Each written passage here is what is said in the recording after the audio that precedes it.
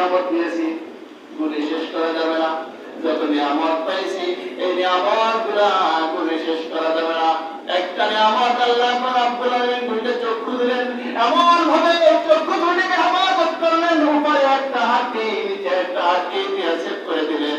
কুমিরের মতো বাইরে বের করে দেন নাই। যদি কুমিরের মতো বাইরে বের করে দিত ফুটবল খেলতে গিয়া হেড লইতে পারতাম না, চোখ আলু করতে হয়ে যেত না, সেন্টেন্স হয়ে যেত, পারতাম না। আল্লাহ তাআলা হেফাজত করে দিলেন। দুনিয়ার সমস্ত শক্তি আমার আমরা দুই চক্ষু ভরে দেখতে পাই। যে ব্যক্তির চক্ষু নাই ওই ব্যক্তি জানে না দুনিয়াটা কেমন, এত সুন্দর এটা নিয়ামত আল্লাহ রাব্বুল আলামিন দিয়েছেন।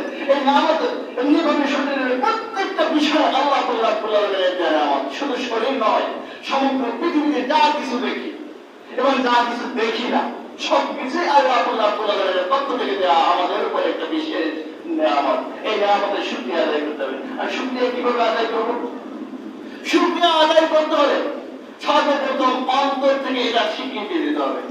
মনে মনে বলতে হবে, আল্লাহ তাআলা আমাকে এত সুন্দর চক্ষু দিয়েছো, আমাকে এত সুন্দর দেহ দিয়েছো, আমাকে এত সুন্দর একটা হাত দিয়েছো, পা দিয়েছো, আল্লাহ সবকিছু তোমার, আমি তোমার শুকরিয়া আদায় করি। এটা অন্তর থেকে কল্পনা, এটা অন্তর থেকে উদ্ভূত হয়ে বের হয়ে আসতে হবে।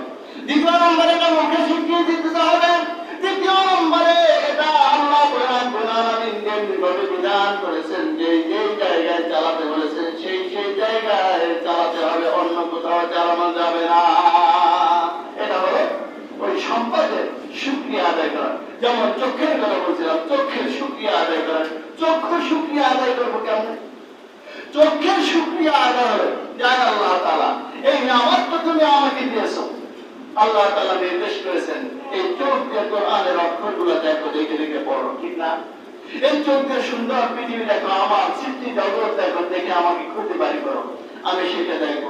আল্লাহ তাআলা আবার সাথে সাথে নিষেধ করেছেন, খবরদার বেগানা নারীর দিকে তুমি তাকাবে না। সেই বেগানা নারীর থেকে চোখকে ফিরায় রাখাই হলো এই চোখের শুকরিয়া আদায় করা। বলি সুবহানাল্লাহ। সময় তো ভাই আমার, শয়তান বড় চালাক। শয়তান কি? বড় চালাক, জ্ঞানী নয়, বড় চালাক। সেই শয়তানের জান্নাত থেকে শুরু করে হযরত আদম আলাইহিস সালাম এবং মা হাওয়া আলাইহিস সালাম থেকে শুরু করে এই শয়তানের বড় একটা প্ল্যান ছিল, পরিকল্পনা ছিল। বড় পরিকল্পনা কি?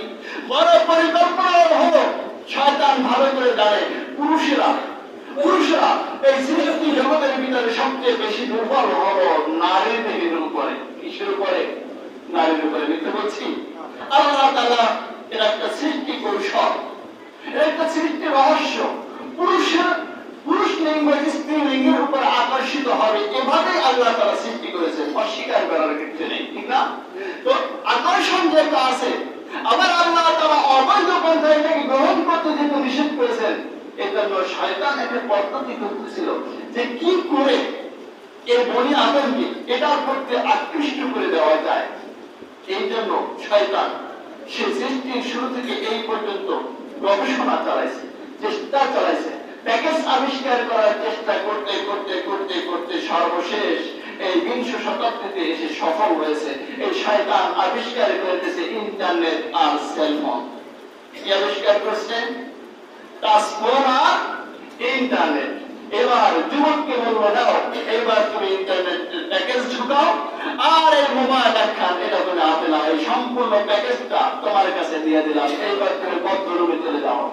চলে গিয়ে পৃথিবীর আনাচে কানাচে থেকে শুরু করে সমগ্র পৃথিবীর উলঙ্গ নারীদেরকে তুমি এখানে দেখে নাও। বলেন নাউযুবিল্লাহি মিন যালিক। এই প্যাকেজটা শয়তান পরিকল্পনা করে করে ঢুকাই গেছে।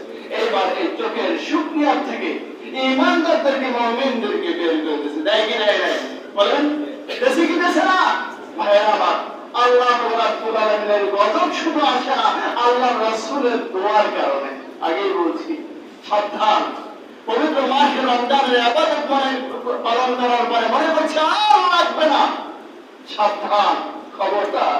মুমিনের দৌড় শেষ হবে না, কবর পর্যন্ত আমাদেরকে ইবাদত করতে হবে, আল্লাহ রাব্বুল আলামিনের বিধান পালন করতে হবে।